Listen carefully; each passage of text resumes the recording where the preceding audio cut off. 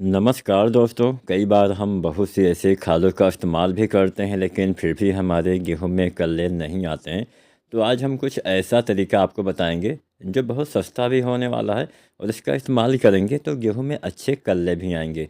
तो चलिए, सबसे पहले आपको क्या करना है, सबसे पहले इस चैनल को आपको सब्सक्राइब करना है।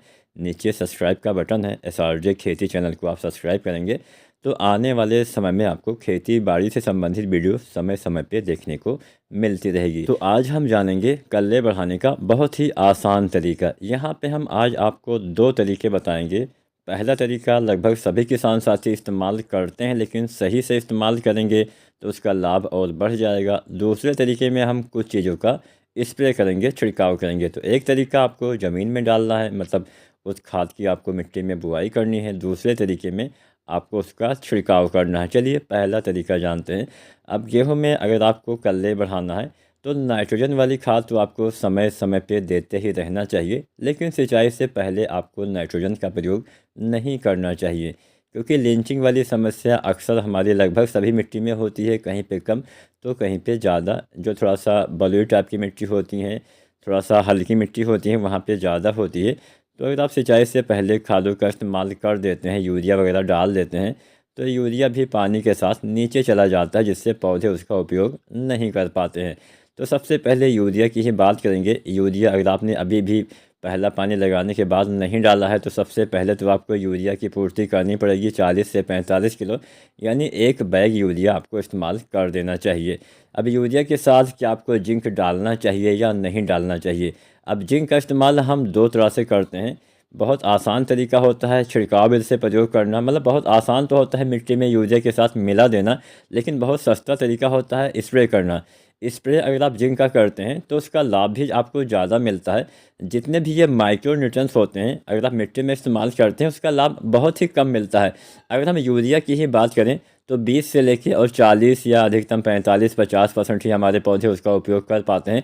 बाकी की आधे से ज़्यादा मात्रा तो यूरिया की भी बेकार हो ही जाती है, और ये जो माइक्रो न्यूट्रिएंट्स होते हैं उसकी तो और ज़्यादा बेकार हो जाती है। मुश्किल से 5%, अधिकतम 10%, बहुत अच्छी कंडीशन है तब 10% लाभ मिलेगा, अन्यथा 5% ही कम से कम लाभ मिल पाता है, ज़्यादा से ज़्यादा लाभ मिल पाता है। तो यहाँ पे अगर आप यूरिया के साथ जिंक का अगर मिट्टी में इस्तेमाल करते हैं, लाभ मिलता है लेकिन उतना ज़्यादा नहीं मिलता है। अगर आप स्प्रे करते हैं तो अच्छा लाभ मिलता है। तो आपको यूरिया तो डाल देना है मिट्टी में लगभग 40-45 किलो पहले पानी के बाद, और दूसरे पानी पे भी आपको 40 से 45 किलो यूरिया का इस्तेमाल करना होता है। सबसे पहले तो आपको ये समझना है कि कल्ले बढ़ने का समय क्या होता है। एक सबसे अच्छा समय मैं आपको बता दूं, वैसे तो 15 से लेकर 40-45 दिन का समय वो समय होता है जब कल्ले का फुटाव होता है। 15 दिन के मतलब 15 दिन के बाद से आपके पौधे में अंदर ही अंदर कुछ ना कुछ होने लगता है, जिससे बाद में वही जो मतलब अंदर वो प्रोसेस होना स्टार्ट हो जाता है, जिससे बाद में कल्ले का फुटाव होता है। वैसे सबसे बढ़िया समय मतलब सबसे नाजुक समय आप मान सकते हैं 20 से लेकर 30 दिन।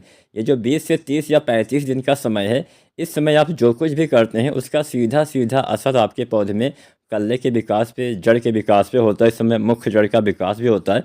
तो इस समय पहली बात तो आपको ज़्यादा पानी भरना नहीं है, हल्का हल्का सिंचाई करिए, और यूरिया यानी नाइट्रोजन की पूर्ति आपको करना चाहिए। अगर आपने पोटास वगैरह नहीं डाला है तो इसकी पूर्ति भी आप कर सकते हैं। अगर आपने कुछ अन्य खादें नहीं डाली हैं तो इस अवस्था में उसकी पूर्ति आप कर सकते हैं। माइक्रो न्यूट्रिएंट्स भी आप डाल सकते हैं।